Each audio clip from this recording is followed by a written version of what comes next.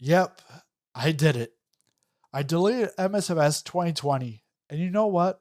I don't regret it one bit. Listen, I know some of you are out there holding on to MSFS 2020 like it's the golden age of flight simulation. But let's be real. How many of you are actually flying in it? Or are you just using it as an excuse to complain about MSFS 2024? I'll tell you why I uninstalled it. I haven't touched it in months. The last time I booted up 2020 was about for 10 minutes during the 2024 launch day stream. And that's it. Since then, I've been flying exclusively in MSFS 2024, and I haven't looked back. Now let's talk about the real reason I'm making this video. The flight sim community is like a body, and every body has an asshole. And guess what? Some people in this community are just that. No matter what Microsoft and Asobo do, some people will always complain. MSFS 2020 was a mess for the first 2 years. People seem to forget that. Yet, here we are in 2025, 2.5 months into a new sim, and some folks act like it's supposed to be perfect on day one. Instead of giving constructive feedback, some just spew toxic waste, just like an asshole. If that's you, take a step back. If you're going to point out a problem, at least offer a solution. Look, I've seen plenty of bugs in MSFS 2024. I'm not saying it's flawless, but guess what? It works fine for me. And not just for me, a lot of others are saying the same thing. Here's what's crazy.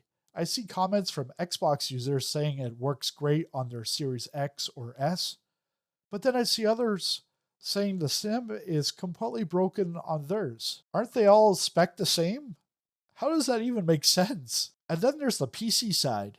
Some high-end PC users are complaining about performance, while others with lower-end rigs are running it just fine. It's a mixed bag. Maybe it's settings, maybe it's background processes, maybe it's expectations. Who knows?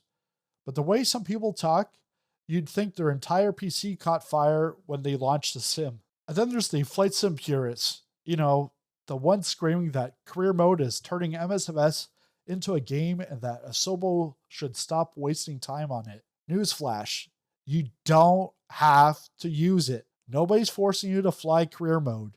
But here's the thing. It's actually bringing more people into your exclusive world. More people getting into flight sim, more interest in aviation, and yeah, more money going into sim development. That's a good thing. So if you don't like it, why not pack your bags and move to X-Plane 12? The sim where you have to manually download each region of the world you want. Sounds fun, right? But looking at the big picture, for some simmers, gamification actually helps. It gives them structure, a purpose to learn how to fly, because to be real, most of them aren't real world pilots. And if you ever want to get rid of the pilot shortage and the lack of aviation workers, you've got to get people interested first. But let's shift gears. Where do you see MSFS 2024 going in the next 6 months? What's been your experience? Are you still stuck on the old sim waiting for the quote-unquote all bugs to be fixed before making the move? Because let's be honest, MSFS 2020 still has bugs to this day. For me, even with the bugs, MSFS 2024 is miles ahead, and I see it only getting better from here. More updates, more aircraft, better optimizations. That's where my focus is, not on looking back. I know this video might ruffle some feathers. If that's the case, it's probably because I called you out. But hey, sometimes the truth hurts. This is almost like a fireside chat, but because I'm sizzling popcorn, let's call it a microwave chat. Quick, hot, and straight to the point. Now let me know, where do you see MSFS 2024 going? Drop your thoughts in the comments below, but keep it constructive. No assholes allowed.